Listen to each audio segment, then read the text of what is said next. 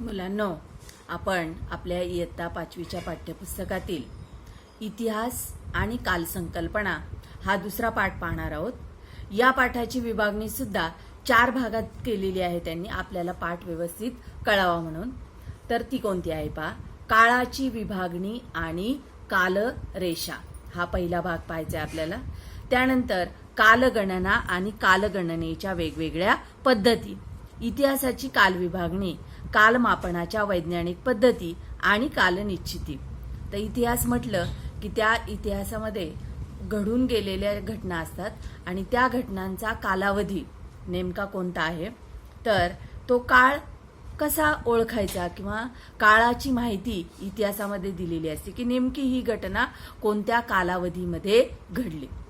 येते लक्षात. त्यामुळं आपल्याला ही काल संकल्पना या आपल्या दुसऱ्या पाठामध्ये शिकायची आहे. आता हे जे 4 भाग केलेले आहेत आपल्या पाठाचे, त्यातला पहिला भाग पाहू आपण, काळाची विभागणी आणि कालरेषा. आता काळ समजून घेण्याच्या वेगवेगळ्या पद्धती आहेत. काळ हा अखंड असतो, म्हणजे सतत चालत असतो. आपले आजी आजोबा होते, मग आई वडील, मग आपण, असे हा काळ अखंडपणे पुढे पुढे चालतच आहे. पण आपल्या सोयीसाठी आपण त्याचे विभाजन करतो. काळाचे विभाजन आपण कोणत्या उद्देशाने आणि कोणत्या पद्धतीने करतो यावर काळ समजावून घेण्याच्या पद्धती अवलंबून असतात. आता हे काळाचं विभाजन आपण कशासाठी केलंय, कोणत्या उद्देशानं केलंय यावर या काळ समजून घेण्याच्या पद्धती अवलंबून. उदाहरणार्थ पहा, सूर्योदय झाला की आपण म्हणतो दिवस उजाडला, सकाळ झाली. सूर्य मावळला म्हणजे सूर्यास्त झाला की आपण काय म्हणतो, दिवस मावळला, संध्याकाळ झाली. थोड्याच वेळात आता अंधार पडेल, रात्र होईल. म्हणजे आपण काळाचे विभाजन इथं कशात केलं, दिवस रात्र या 2 घटकामध्ये केलं. म्हणजे सूर्य उगवला की दिवस सुरू झाला, सूर्य मावळला रात्र सुरू झाली. अशा पद्धतीनं या दिवसाच्या कालाचं विभाजन आपण दिवस रात्र या 2 घटकामध्ये केलं असा त्याचा अर्थ होतो. आपली पृथ्वी मात्र एका ठराविक दिशेने स्वतःच्या आसाभोवती, मागे आपल्या परिसर अभ्यास भाग 1 मध्ये आपण पाहिलेलं आहे की पृथ्वी स्वतःभोवती फिरते, स्वतःभोवती फिरता फिरता सूर्याभोवती फिरते. स्वतःभोवती फिरताना तिला एक आस आहे आणि त्या आसाभोवती ठराविक गतीनं ती काय होत असते, फिरत असते. आणि त्याच गतीनं ती स्वतःभोवती फिरता फिरता सूर्याभोवती सुद्धा फिरते. सूर्य हा स्वयंप्रकाशित आहे. सूर्यापासून सतत आपल्याला प्रकाश मिळत असतो. आपल्याला मात्र फक्त दिवसा प्रकाश दिसतो, रात्री मात्र अंधार दिसतो. तर हे कसं घडतं, तर पृथ्वी स्वतःच्या आसाभोवती फिरत असताना तिचा जो पृष्ठभाग सूर्यासमोर येतो तिथं उजेड असतो आणि जो पृष्ठभाग सूर्यासमोरून दूर जात जातो तसतसा तिथे काय होत जातो, अंधार होत जातो. पृथ्वीची स्वतःच्या आसाभोवतीची एक प्रदक्षिणा पूर्ण होण्यास 24 तासांचा अवधी लागतो. म्हणजेच 24 तासांचा काळ लागतो. सुमारे या 24 तासामध्ये सुमारे 12 तास दिवस असतो, 12 तास रात्र असते. म्हणजे पावर का मुलांना, आता या पृथ्वीच्या स्वतःभोवती फिरण्याला किती वेळ लागतो, 24 तास. या 24 तासाच्या कालाचे विभाजन आपण 2 भागामध्ये केलं, दिवस आणि रात्र. पैकी 12 तासांचा सर्वसाधारण 12 तासांचा दिवस असतो, 12 तासांची रात्र असते. अशा प्रकारचा एक दिवस आणि एक रात्र मिळून होणाऱ्या काळालाही आपण रात्र आणि दिवस या दोन्हीला मिळून एक दिवस असे म्हणतात. असा एक दिवस म्हणजेच आपला एक वार. येते लक्षात. अशा पद्धतीनं 12 तासाचा दिवस, 12 तासाची रात्र, अशी 24 तास उलटून गेल्यानंतर आपण त्याला एक दिवस म्हणतो. आणि मग तो आपला एक वार जातो. म्हणजे आजचा सोमवार गेला की उद्या काय येतो, मंगळवार. सोमवार ते रविवार असा 7 वारांचा काय बनवलाय आपण, एक आठवडा. समजलं. 2 आठवड्यांचा एक पंधरवडा, 4 आठवड्यांचा म्हणजेच 2 पंधरवड्यांचा. पहा बरं का, एका आठवड्यात दिवस 7, 2 आठवड्याचे मिळून एक पंधरवडा आणि 2 पंधरवड्याचा म्हणजेच 4 आठवड्यांचा मिळून एक महिना आणि 12 महिन्यांचं एक वर्ष. अशा पद्धतीनं आपण काळाची क्रमवार विभागणी करतो. वर्षामागून वर्ष संपत 100 वर्षाचा काळ संपला की आपण म्हणतो 1 शतक पूर्ण झालं. अशी 10 शतकं म्हणजे 1000 वर्ष तोपर्यंत संपलेली असतात. ती 1 सहस्रक पूर्ण होते. अशी 1000 वर्ष संपली की 1 सहस्रक पूर्ण होते. आता उदाहरणार्थ आता 2020 साल चालू आहे, म्हणजे जेव्हा 2100 होईल, 2000चं जेव्हा 3000 होईल, येते लक्षात, तेव्हा 1 सहस्रक पूर्ण होईल. समजलं? अशी 1000 वर्ष पूर्ण होतील. काळाच्या अशा विभागणीला एकरेखिक विभागणी असे म्हणतात. अशा पद्धतीनं जी काळाची विभागणी केली जाते, म्हणजे कशी, तर दिवस, 7 दिवसांचा 1 आठवडा, 2 आठवड्यांचा 1 पंधरवडा, 2 पंधरवड्यांचा 1 महिना, 12 महिन्याचं 1 वर्ष, अशी 100 वर्ष झाली की 1 शतक आणि 1000 वर्ष झाली की 1 सहस्रक, अशी जी विभागणी केली त्या विभागणीला म्हणतात एकरेखिक विभागणी असे म्हणतात. आता इसवी सन म्हणजे काय, तर इसवी सनाचा काळ म्हणजे एकरेखिक विभागणीत एका पाठोपाठ एक येणाऱ्या वर्षांची क्रमवार मांडणी केली जाते. इतिहासाच्या पुस्तकामध्ये एका पाठोपाठ एक घडलेल्या घटनांची साखळी अशाच एकरेखिक पद्धतीने क्रमशः मांडलेली असते. त्यासाठी सर्वसाधारणपणे इसवी सनाचा उपयोग केला जातो. म्हणजे आपण म्हणतो की शिवाजी महाराजांचा जन्म, शिवाजी महाराजांचा मृत्यू, त्याच्यापूर्वी आपण साल लिहितो, बरोबर. तर ही जी सालं आहेत ती म्हणजे एकरेखिक मांडणीमध्ये केलेला इसवी सनाचा काळ आहे. ते दाखवण्याकरता आपण हे इसवी सन वापरतो. आपण वापरतो ती दिनदर्शिका इसवी सनावर आधारलेली असते. येशू ख्रिस्ताच्या स्मरणार्थ इसवी सनाची सुरुवात झाली. मराठीतील इसवी हा शब्द येशू या नावाशी संबंधित आहे. ज्या वर्षापासून इसवी सनाची सुरुवात झाली ते इसवी सनाचे पहिले वर्ष. त्या वर्षाची सुरुवात 1 या संख्येने दाखवली जाते. नंतर येणाऱ्या प्रत्येक वर्षाची क्रमसंख्या पुढच्या दिशेने चढत जाते. म्हणजे 1 नंतर 2, 2 नंतर 3, 3 नंतर 4 अशा पद्धतीनं पुढे जाते. इसवी सनाच्या पहिल्या 100 वर्षांचा म्हणजेच पहिल्या शतकांचा काळ इसवी सन 1 ते 100 असा लिहिला जातो. पहा बरं का, इसवी सन येशू ख्रिस्ताच्या जन्मापासून सुरू झालं आणि त्याला इसवी सन 1 असं नाव दिलं. तिथून पुढचा 100 वर्षाचा जो काळ आहे तो कसा दाखवतात, इसवी सन 1 ते 100 असा लिहिला जातो. इसवी सनाच्या पहिल्या सहस्रकाचा काळ इसवी सन 1 ते 1000 असा लिहिला जातो. आता इसवी सन पासून आपण कालगणनेला सुरुवात केली. मग इसवी सनापूर्वी कालगणनाच नव्हती का, तर होती. तर ती कालगणना कशी लिहिली जाते. इसवी सनाची सुरुवात होण्यापूर्वीच्या काळाला इसवी सन पूर्व काळ असं म्हणतात. काय म्हणतात या काळाला, इसवी सन पूर्व काळ असे म्हटले जाते. या काळातील वर्ष मोजताना प्रत्येक वर्षाची क्रमसंख्या उतरत्या पद्धतीनं मांडलेली. उतरत्या पद्धतीनं म्हणजे इसवी सन पूर्व 1000 असेल, समजा इसवी सन पूर्व 1000 वर्ष होऊन गेली असं आपण मानलं, तर इसवी सन पूर्व 1000 आधी, मग इसवी सन पूर्व 999, मग 998. जसं आपण 1, 2, 3, 4 असं लिहित जातो, तर इकडे उलटं लिहायचं, उतरतं. म्हणजे 1000, 999, 998, 997 अशा पद्धतीनं 900, मग 899 अशा पद्धतीनं उतरतं लिहित जायचं. हे चढत्या क्रमाने लिहिले जातात इसवी सनानंतरची सालं. समजलं. इसवी सन पूर्व 100, इसवी सनापूर्वीची पहिल्या शतकाची सुरुवात इसवी सन पूर्व 100 या वर्षी झाली. ते इसवी सन पूर्व 1 या वर्षी संपले. तसेच इसवी सनापूर्वी पहिल्या सहस्रकाची सुरुवात इसवी सन पूर्व 1000 वर्षी झाली आणि ते इसवी सन पूर्व 1 या वर्षी संपले. म्हणून इसवी सनापूर्वीच्या पहिल्या 100 वर्षाचा म्हणजे पहिल्या शतकाचा काळ म्हणजे इसवी सन पूर्व उलटा लिहायचा 100 ते 1. आणि इसवी सनापूर्वीच्या पहिल्या सहस्त्रकाचा काळ तो कसा लिहायचा उलटा, इसवी सन पूर्व 1000 ते इसवी सन पूर्व 1 पासून. समजलं? इसवी सनापूर्वीचा कालखंड लिहिण्याची पद्धत आपण काही उदाहरणाच्या साहाय्याने समजून घेऊ.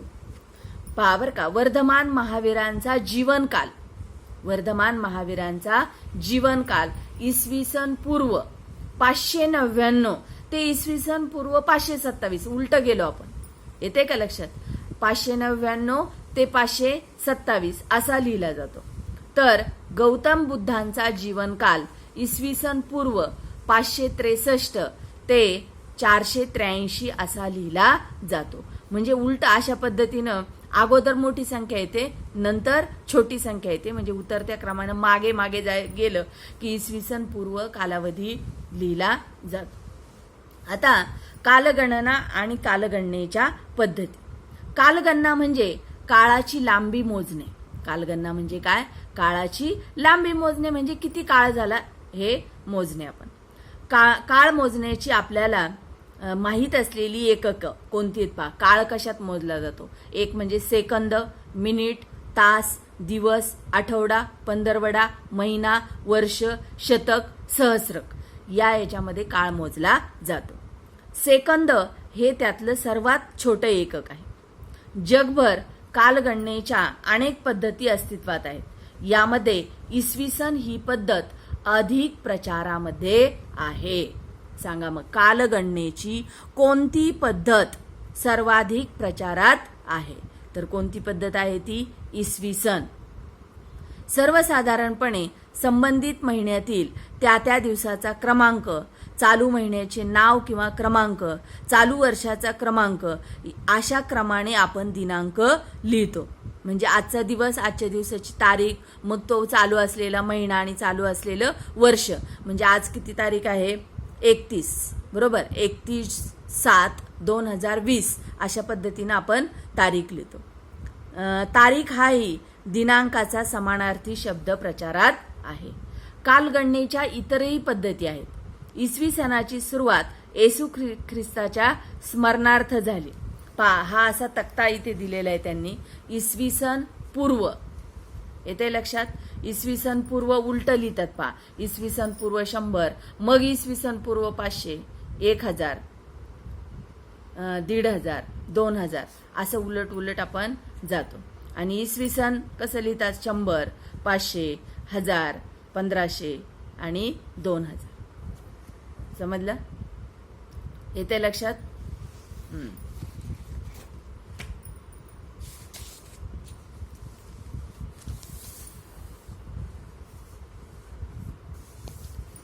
हे आपण पाहिले. एखाद्या विशेष घटनेच्या स्मरणार्थ नव्या कालगणनेची सुरुवात केली जाण्याची प्रथा पूर्वीपासूनच अस्तित्वात होती. उदाहरणार्थ, एखाद्या पराक्रमी राजाच्या राज्याभिषेकाची घटना छत्रपती शिवाजी महाराजांनी आपल्या राज्याभिषेकाच्या निमित्ताने इसवी सन म्हटले पहा. आता इसवी सन 1674 मध्ये राज्याभिषेक शक या शकाची सुरुवात केली. म्हणजे शिवाजी महाराजांनी सुद्धा स्वतःचा असं एक शक निर्माण केलं होतं. मग शिवाजी महाराजांचा आपण इसवी सणामध्ये त्यांचा जन्म झाला 1630 आणि मृत्यू झाला 1680. म्हणजे शिवाजी महाराजांच्या जीवनकाल किती होता? 1630 ते 1680. येते लक्षात? हे इसवी सणामध्ये लिहितो आपण, म्हणून छोटी संख्या आधी, जन्माची संख्या आधी, मृत्यूची संख्या शेवटी येते. येते लक्षात? पहा, त्यांनी स्वराज्याची शपथ कधी घेतली? 1645ला. आग्र्याहून सुटका 1666. राज्याभिषेक कधी झाला? 1674. या शिवाजी महाराजांच्या जीवनातील काही महत्वाच्या घटना आहेत. मग शिवाजी महाराज म्हटलं की आपण त्यांचा कार्यकाल लिहितो. इसवी सन 1630 ते 1680. जसं इसवी सन आहे तसं शालिवाहन शक आणि विक्रत संवत या भारतात प्रचलित असलेल्या कालगणना आहेत. इस्लाम धर्माचे संस्थापक प्रेषित मोहम्मद पैगंबर यांनी मक्केहून मदिनेला स्थलांतर केले. या स्थलांतराच्या काळापासून हिजरी या कालगणनेला सुरुवात झाली. भारतात पारशी समाज उपयोगात आणत असलेल्या कालगणनेच्या पद्धतीला शहेनशाही कालगणना असं देखील म्हणतात. म्हणजे भारतामध्ये आणखी कोणत्या कालगणना आहेत? इसवी सन तर आपण वापरतोच. आता सध्या इसवी सन 2020 हे साल चालू आहे, बरोबर. याचबरोबर आपण शालिवाहन शक वापरतो, विक्रम संवत हे सुद्धा शक वापरलं जातं. आणि त्याचबरोबर इस्लाम धर्माचं हिजरी हे शक आहे. आणि पारशी लोक शहेनशाही कालगणना वापरतात. इतिहासाची काल विभागणी कशी आहे पहा. इतिहास हे भूतकाळातील घटनांचे ज्ञान करून देणारे शास्त्र आहे. हे आपल्याला पहिल्या पाठामध्ये कळलं की भूतकाळातील घटनांचं ज्ञान इतिहासामुळे आपल्याला होतं. त्यावरून आपल्या हेही लक्षात येते की होऊन गेलेला काळ हा भूतकाळ असतो. भूतकाळ हाच इतिहासाचा काळ असतो. व्यापक दृष्टीने पाहता इतिहासाचा काळ आपल्या सूर्यमालेच्या उत्पत्तीच्या काळापर्यंत मागे जातो. म्हणजे तिथपर्यंत आपण मागे जाऊ शकतो इतिहास समजून घेण्याकरता. सूर्यमालेच्या उत्पत्तीच्या काळापर्यंत आपल्याला मागे जाता येतं, हे आपण लक्षात घेतलं पाहिजे. सुमारे 4.5 अब्ज वर्षापूर्वी आपली सूर्यमाला निर्माण झाली. आपली पृथ्वी हा त्या सूर्यमालेतील एक ग्रह आहे. याचा अर्थ पृथ्वीची उत्पत्ती सुद्धा सुमारे 4.5 अब्ज वर्षापूर्वी झाली, हे आपल्याला कळतं याच्यावरून. त्यानंतर पृथ्वीच्या उत्पत्ती मागे जाणारा 4.5 वर्ष अब्जाचा एवढा मोठा काळ एकदम समजून घेणं आपल्याला सोपं नाही. म्हणून तो टप्प्याटप्प्याने जर आपण समजून घेतला तर त्या काळामध्ये घडून गेलेल्या घटना आपल्याला व्यवस्थितरित्या समजतात. त्यासाठी इतिहासाच्या काळाची विभागणी केली जाते. म्हणजेच त्याचे काय केले जातात? टप्पे केले जातात. आता मग ते टप्पे कोणते आहेत? तर पहिला टप्पा आहे प्रागैतिहासिक काळ आणि दुसरा आहे ऐतिहासिक काळ. आता हे प्रागैतिहासिक काळामध्ये म्हणजे काय? तर ज्या काळात इतिहास लिहिण्यासाठी लिखित पुरावे उपलब्ध होत नाहीत त्या काळाला प्रागैतिहासिक काळ असे म्हणतात. यामध्ये प्राक हा शब्द याला जोडलेला आहे. प्राक म्हणजे पूर्वीचा. म्हणजे ज्या काळामध्ये इतिहासात काय घडलं हे लिहून ठेवण्यासाठी कुठलीही साधनं उपलब्ध नव्हती त्या काळाला प्रागैतिहासिक काळ असे म्हणतात. मग अर्थातच ऐतिहासिक काळ म्हणजे काय? तर ज्या काळामध्ये इतिहास लिहिण्यासाठी लिखित पुरावा उपलब्ध होतो त्या काळाला ऐतिहासिक काळ असे म्हणतात. असे इतिहासाच्या काळाचे 2 टप्पे केलेले आहेत.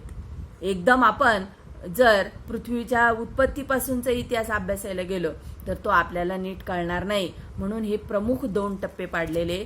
पहिला टप्पा आहे प्रागैतिहासिक काळ आणि दुसरा आहे ऐतिहासिक काळ. आता याबरोबरच कालमापनाच्या काही वैज्ञानिक पद्धती सुद्धा आहेत. आज कोणता वार आहे किंवा आज कोणती तिथी आहे किंवा आज कोणती तारीख आहे हे आपण ठरवतो तेव्हा आपण कालगणना करतो. काय करतो? कालगणनाच करत असतो. या कालगणनेच्या अनेक पद्धती असतात हे आपण पाहिले. या पद्धतीमध्ये काळाची गणना पुढील किंवा मागील क्रमाने करता येते. उदाहरणार्थ हा महिना जून आहे असे म्हटलं की मग मागचा महिना कोणता होता? मे होता. हे आपोआपच होतं. पुढचा महिना कोणता? जुलै असेल हे आपल्याला सांगता येतं. आज 10 तारीख आहे म्हणजे काल किती होती? 9 होती. उद्या कोणती किती असेल? 11 असेल हे आपल्याला सांगता येतं. म्हणजेच कालगणनेच्या पद्धतीमध्ये आपण काळाची लांबी मोजतो. काय करतो? काळाची लांबी मोजतो. इसवी सनाचा प्रारंभ होण्यापूर्वीचा काळ घडून गेलेल्या घटनांचा अभ्यास करताना त्यांच्या काळाचा उल्लेख इसवी सनापूर्वी अमुक इतकी वर्ष असा केला जातो. त्यापैकी काही घटनांची माहिती आपल्याला जमिनीखाली गाडल्या गेलेल्या पुराव्यांच्या आधाराने मिळवावी लागते. तो पुरावा म्हणजे बहुधा वस्तू किंवा वास्तू. वास्तू म्हणजे इमारत. परत एकदा सांगते, वस्तू म्हणजे त्या काळात सापडलेल्या वस्तू आणि वास्तू म्हणजे इमारत या अवशेषांच्या स्वरूपात असतो. त्या अवशेषांच्या आधाराने हजारो वर्षापूर्वीच्या घटनांची कालनिश्चिती करणे वैज्ञानिक पद्धतीच्या आधारे शक्य होते. जमिनीखाली मातीचे एकावर एक असे अनेक थर साचलेले असतात. मातीच्या थरांचा आणि त्या थरात मिळालेल्या अवशेषांचा कालखंड अमुक तारखेपासून अमुक तारखेपर्यंत असा निश्चित स्वरूपात सांगता येत नाही. म्हणून आजपासून अमुक इतक्या वर्षापूर्वी अशा पद्धतीनं ज्या काळाची मोजणी करणे मात्र शक्य असते, म्हणून अशा पद्धतीच्या कालमापनाच्या पद्धती, अशा पद्धतींना कालमापनाच्या पद्धती असे म्हटले जाते. अशा प्रकारे कालमापन करण्यासाठी कर्ब 14 विश्लेषण, नंतर काष्ट वलयांचे विश्लेषण. काष्ट म्हणजे लाकूड, लाकडामध्ये जी वलय आपल्याला दिसतात ना, त्या वलयांवरून किती काळ झाला असेल याचा अंदाज बांधला जातो. समजलं? यासारख्या विविध वैज्ञानिक पद्धतींचा उपयोग केला जातो. कालमापनाच्या आधाराने अवशेष आणि ज्या थरात ते सापडले ते मातीचे थर किती वर्षापूर्वीचे असतील हे समजते. त्यांचा काळ ढोबळमानाने म्हणजे एकदम निश्चित नाही, तर सर्वसाधारणपणे तो निश्चित करता येतो. उदाहरणार्थ, एखादे मातीचे भांडे 5000 वर्षापूर्वीचे आहे असा निष्कर्ष कालमापन पद्धतीच्या आधारे निघाला तर असे म्हणता येते की त्या भांड्याचा काळ इसवी सन पूर्व सुमारे 3000 वर्ष, कारण इसवी सनानंतर आता 2000 वर्ष झालीत, येते लक्षात. म्हणजे त्याच्या पूर्वी 3000 वर्ष हे भांड्याचा जन्म झाला असेल किंवा हे भांडं अस्तित्वात आलं असेल, एवढं आपण अंदाजे सांगू शकतो. मग ते भांडं जिथं सापडलं याचा अर्थ ती संस्कृती सुद्धा 5000 वर्ष किंवा इसवी सन पूर्व 3000 वर्ष जुनी असं आपल्याला म्हणता येईल. अशा पद्धतीनं वैज्ञानिक पद्धतीनं सुद्धा आपण कालमापन करू शकतो. त्यासाठी मानवी हाडं, प्राण्यांच्या हाडांचे सांगाडे, त्यांचा सुद्धा अभ्यास शास्त्रज्ञ करतात आणि त्यावरून त्या हाडांच्या झालेल्या झिजीवरून ते सर्वसाधारणपणे ही हाडं किती वर्ष जुनी असावीत याचा अंदाज लावतात आणि सर्वसाधारणपणे तो कालावधी नमूद केला जातो किंवा ढोबळमानाने तो कालावधी ठरवला जातो. अशा प्रकारे कालमापन हे इतिहासाच्या अभ्यासाच्या दृष्टीनं अत्यंत आवश्यक आहे. समजला पाठ? व्यवस्थित पुन्हा व्हिडिओ ऐकायचा आहे आणि समजून घ्यायचा आहे. Okay, thank you.